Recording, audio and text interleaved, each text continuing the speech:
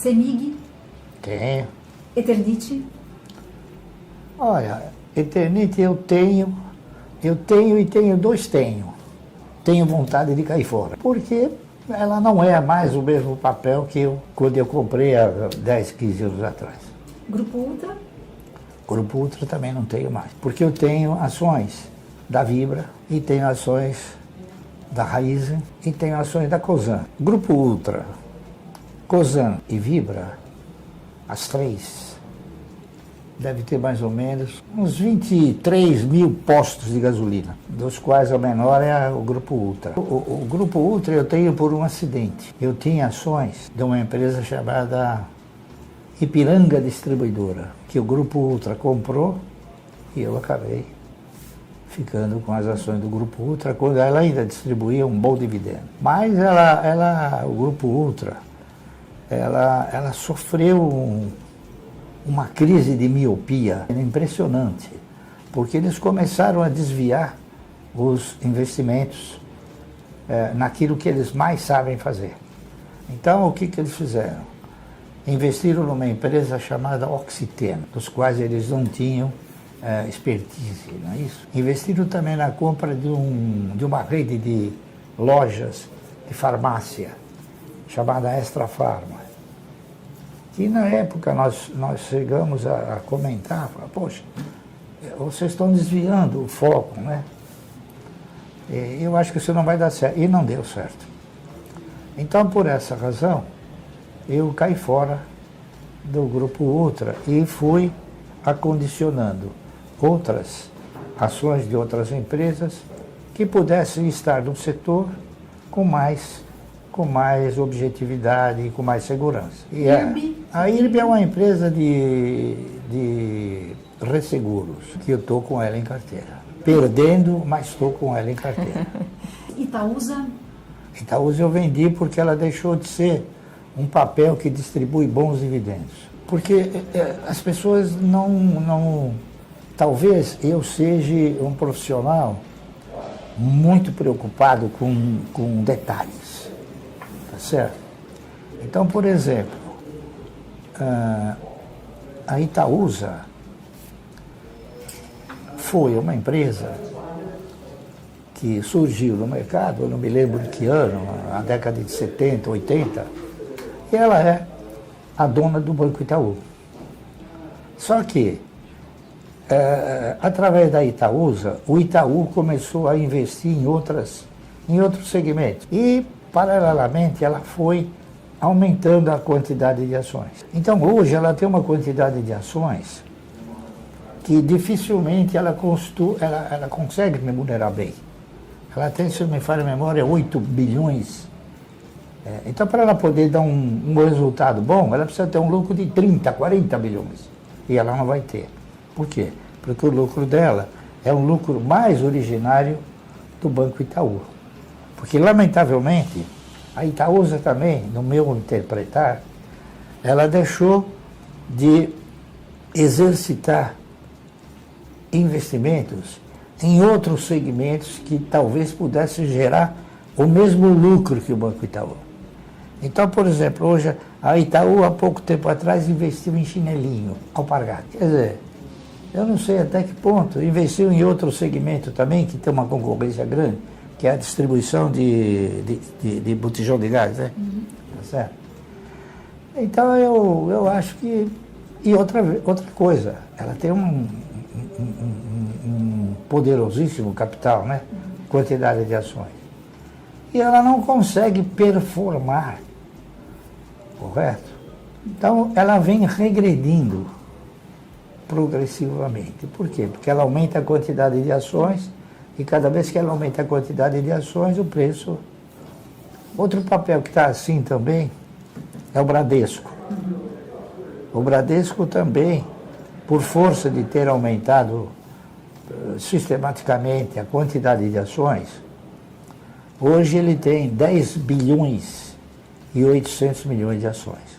Para remunerar isso, precisa resultados que talvez ele nunca consiga alcançar. Então são esses detalhes técnicos que a gente vai avaliando e vai mostrando uma performance futura. Klabin e Suzano, o senhor ainda tem? Tem, Klabin para mim talvez não seja um pouco exagerado, mas a Klabin talvez seja uma das melhores empresas para o cidadão colocar na sua carteira de renda mensal. A Klabin é uma empresa que distribui dividendo trimestralmente, a Suzano não. Então ela não reforça teu caixa sistematicamente. E outra coisa também, eles têm estratégias distintas.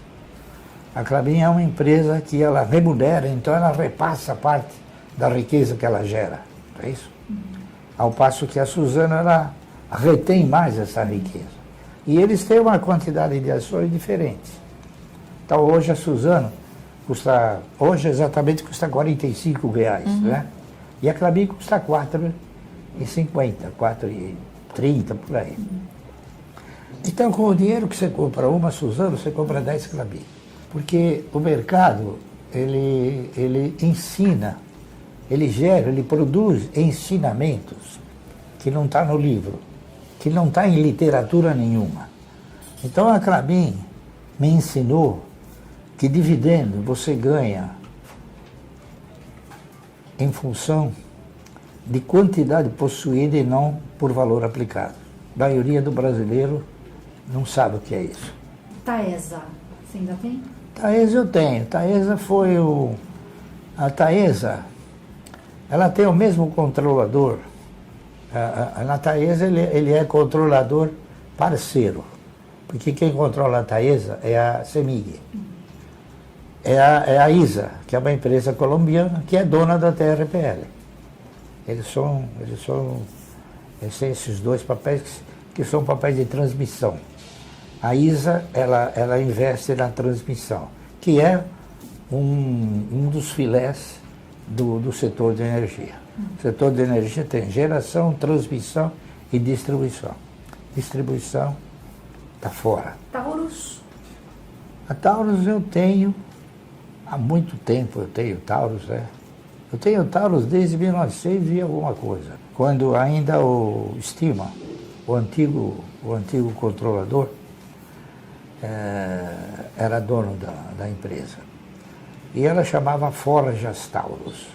E ela possuía algumas empresas em outros setores, que não de armas. Né?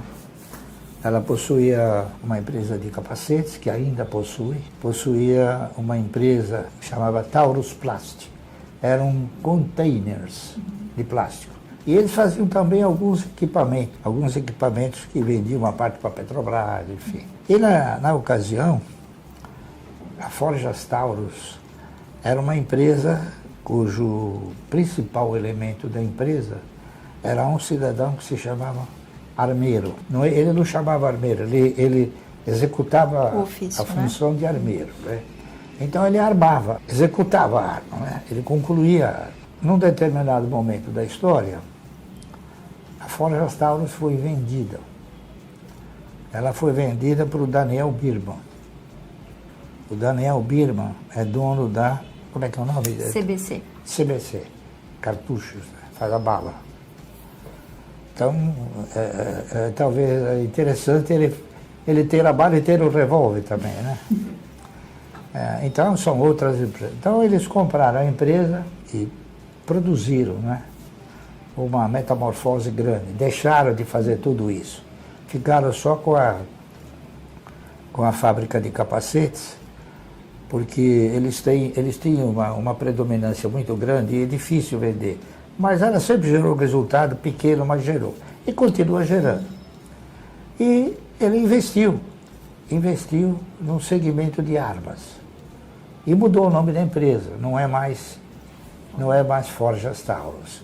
É Taurus Armas. E o que eu posso te dizer é o seguinte. Eu estive agora em abril visitando a fábrica, porque ainda é do meu DNA visitar as fábricas. Né?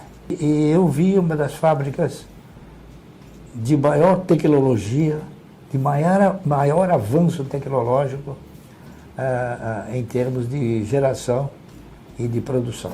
Você sabe qual é a maior fonte de exportação, fonte de recursos da exportação brasileira? Eu diria minério e o agronegócio. Soja, milho e outros grãos. Né? Por inacreditável que possa parecer, a arma é o único produto industrializado que detém uma concorrência, uma forte concorrência do exterior. É a arma. E o governo não quer.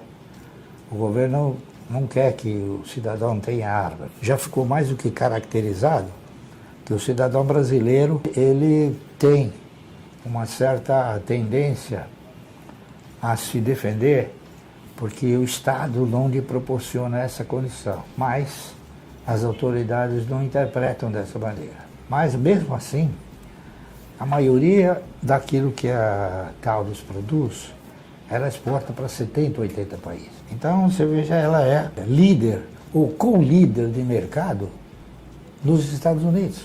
Tem algum outro papel que eu não citei que o senhor passou a investir? A AES, né? A AES Brasil, um papel que agora eu acabei de completar, 5% da empresa, não é isso? Eu gostaria que fosse 50%, mas não dá.